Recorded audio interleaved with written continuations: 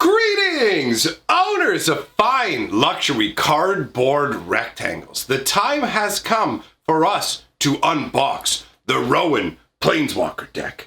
We already did the Oko Planeswalker deck, so if you want to check that video out, it's in some of my more recent releases. I don't know if this video got released directly after it because sometimes things get shuffled around depending on magical news and whatnot. But either way, the video is available on the channel. It'll be really obvious as to what it is. So if you want to know the contents of the Oko Planeswalker deck, go ahead and check out that video. Today, it's all about Rowan and getting red-white.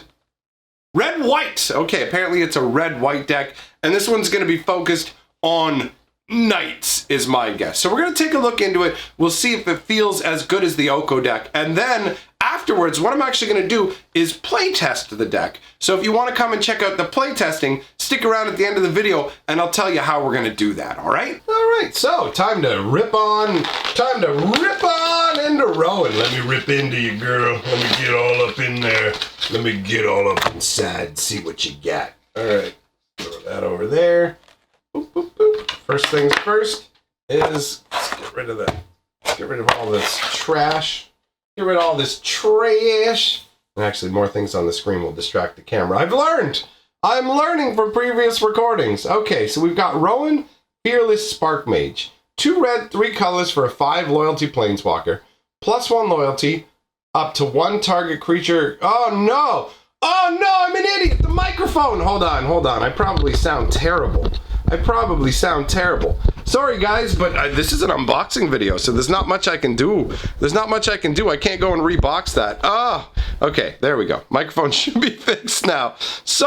Here I am thinking to myself, applauding myself for realizing the camera was going to be all blurry, and I screwed up the microphone. Damn it. Okay, so +1 loyalty, up to 1 target creature gets +3/+0, and first strike until end of turn. -2, Rowan Fearless Spark Mage deals 1 damage to each of up to 2 target creatures. Those creatures can't block this turn. And -9, gain control of all creatures until end of turn. Untap them. They gain haste until end of turn. I feel like this is probably a stronger planeswalker than Oko.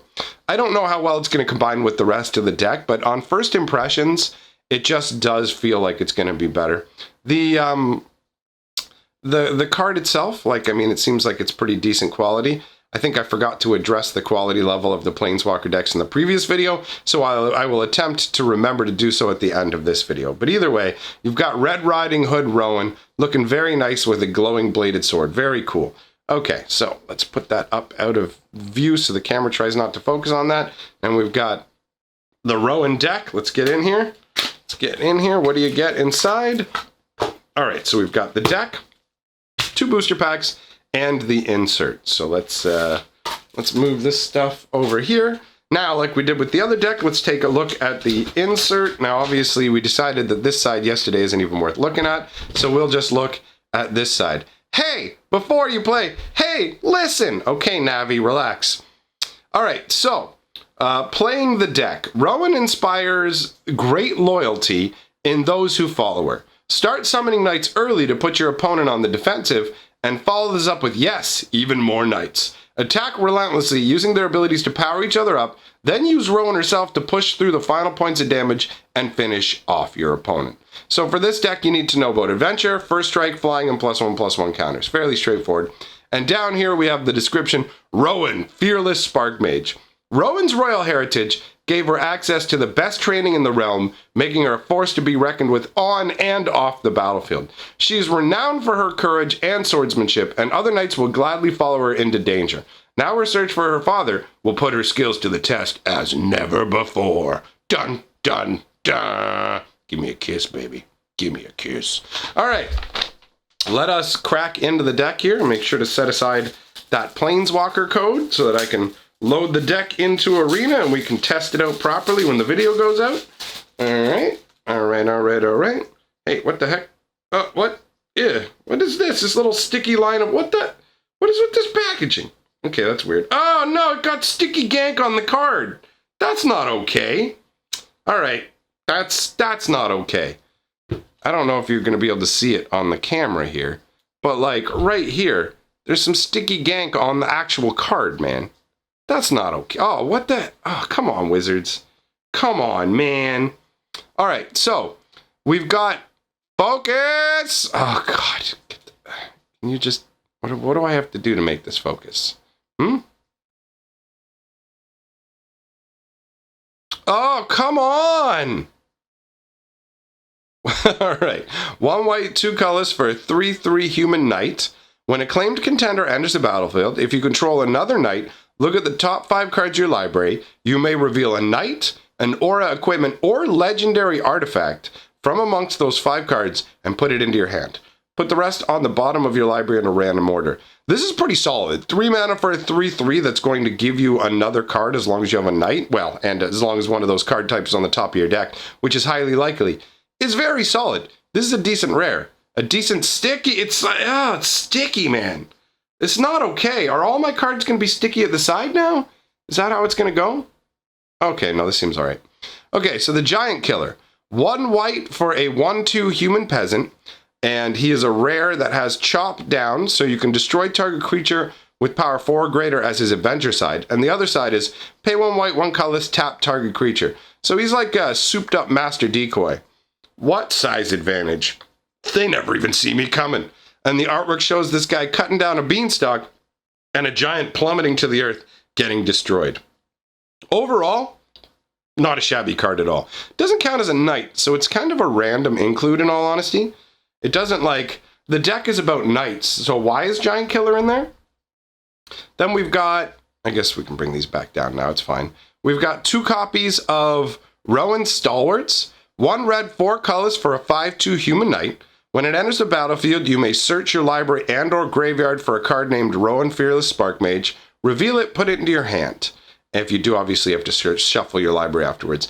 Now, I take issue with these guys for a number of reasons. First of all, 5 mana for a 5/2 feels kind of crappy. This doesn't feel like a good night. Secondly, these cards that let you search for the Planeswalkers, they're better when they cost 1 less than the Planeswalker itself, so you can go and get the Planeswalker, and cast it the next turn kind of deal, moving up the ramp, move 5 into 6. Having it cost the same doesn't feel good. When you get to 5 mana, you already want to be casting Rowan. Plus, as a 5/2, this is just, it feels like it's just one night. The acclaimed contender is a 3/3 knight all by himself. Rowan Stalwarts is a big squad, and it's 5/2. That's kind of janky, really, when you think about it. It's kind of jank. All right.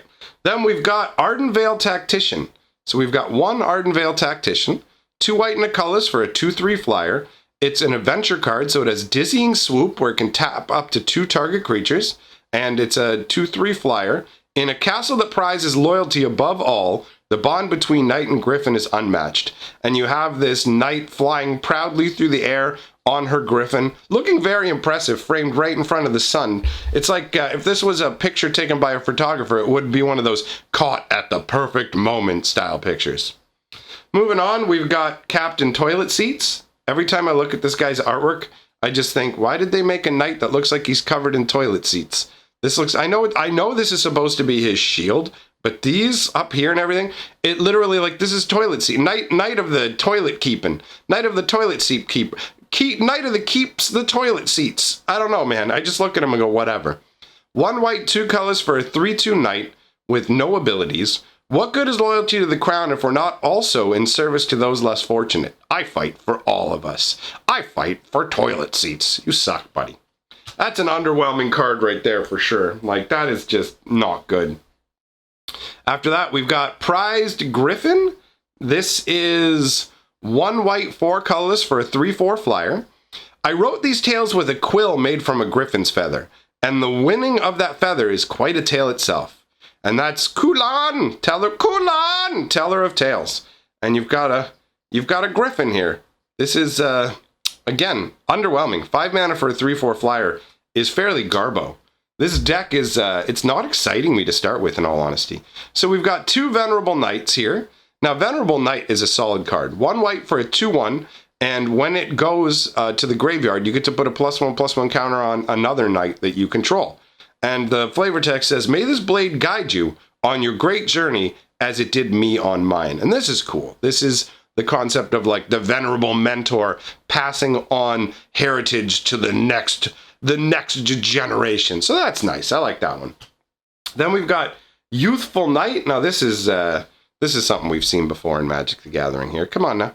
Come on. It's funny. I say we've seen it, and now it's like, why? Why does it choose to be randomly blurry? I don't understand. 1 white, 1 colorless for 2/1 first striker. In the wilds, your true training will begin. Sir Island, the Lion's Claw. Well, that makes sense. I mean, out in the wilds, things get real, right? That's where you're really going to learn what you're made of. So you get 2 of those. Then you got the Rimrock Knight. Really? They chose Rimrock as a name? Hey, girl. Hey, girl, you want to rim my rocks? What up? What up? Let me rim them rocks, yo. 1 red, 1 colorless for a 3/1 Dwarf Knight. It's 1 red instant. Target creature gets +2/+0 until end of turn. And this guy can't block. This is actually a fairly aggressive knight. It looks like a dwarf just charging down the mountain. Hurrah! He's got that Braveheart freedom yell. Freedom! So this is actually a decent knight. 2 mana for a 3/1. None of that 5 mana for a 5/2 nonsense. Okay, here's another Ardenvale Tactician. So weird how there'll be one at the beginning and then another one shunted in there. Weaselback Redcap. Yo, girl, you ever seen a Weaselback Redcap? 1 red for a 1/1. Pay a red and a colorless, and it gets +2/+0 until end of turn. Well, that's not too bad. This isn't too bad, actually. I would rather cast myself into the abyss than let my blood stain the cap of those monsters. All right, take it down a notch, Sir Alan. Take it down a notch. You're being a little ridiculous here, okay? All right, just a little bit, just a little pretentious. But overall, this is actually a half-decently solid card and a good mana sink later on. Now this is a good fit for a knight deck. Inspiring Veteran. 1 red, 1 white for a 2/2. Other knights you control get +1/+1. I fight for my daughter, who may not set foot on a battlefield for many years. Remember who you fight for. I don't like the artwork. I think the kid looks dumb and, I don't know, it diminishes overall how inspiring this guy is. I get that it fits into the flavor text, but for me, it's a miss me with that. But the 2 mana for a 2/2 that pumps knights is definitely solid. Moving on, we've got 4 copies of Garrison Griffin. Now this card is unique to the Planeswalker deck here. 1 white, 2 colors for a 2/2 flyer. Whenever Garrison Griffin attacks, target knight you control gains flying until end of turn. The Keen-Eyed Guardians of Ardenvale are ever on alert. This is cool. This card makes perfect sense, right? I mean, it's a griffin that your knights can ride into battle. I like it. It's a flavorful include, and for 3 mana, for what you get, it's not terrible. It's not amazing, but it's not terrible. Next, we have another card that is specific to the Planeswalker deck, and that is Rowan's Battle Guard. 1 red, 3 colors for a 3/3 first striker. As long as you control a Rowan Planeswalker, Rowan's Battle Guard gets +3/+0. This sword is sunrise, the other is dawn. They mark the beginning of my days, but the end of yours. See, now this is where I have a problem. Look at this. This is one person. This is Rowan's Battle Guard, okay? Let me just grab the knights here, okay? This is Rowan's Battle Guard. She's a 3/3, but if you have a Rowan out, she's a 6/3. These are Rowan's knights. They're a 5/2. This one chick is stronger than this entire group of knights by a massive, massive long shot. And that doesn't make sense to me. It just doesn't make any sense. It doesn't fit. It's an okay card. This one, I mean, it's when you've got Rowan out, she's literally a 6-power creature, which is nothing to sneeze at. But overall, kind of underwhelming. Now we've got the land, so we've got 4 wind-scarred crags. That is the land that produces a white or red, comes into play tapped, and you gain a life when it comes out. And it just shows a bunch of crazy stones that have been shaped by the wind. This is cool. The artwork is cool. All right, now let's see how many basics we got. How many planes do we have here? 1, 2, 3, 4, 5, 6, 7, 8, 9, 10, 11 planes. And how many mountains? 1, 2, 3, 4, 5, 6, 7, 8, 9, 10. 10. Okay, 10 and 11, just like the other Planeswalker deck. All right, then we've got 2 copies of Joust. Joust is an interesting card. Come on. Come on! All right, 1 red, 1 colorless. It's a sorcery. Choose target creature you control and target creature you don't control. The creature you control gets +2/+1 until end of turn, if it's a knight. Then those creatures fight each other. Life is a tournament that rewards the bold. So this is a pretty cool card. It boosts a knight, so you don't even have to use it to fight if you don't want to. I mean, if there is, oh, never mind. You do have to have one of your opponent's creatures out. You can't play this without your opponent having a creature. So I mean, it's not really usable for what I was about to say. Either way, you can use this to make your knights fight other creatures, and your guy will get +2/+1. If it's anything but that giant killer, who's not a knight for some reason, this deck feels a little more slapped together than the Oko deck, truthfully. All right, then we've got Scorching Dragon Fire. There's 3 of these.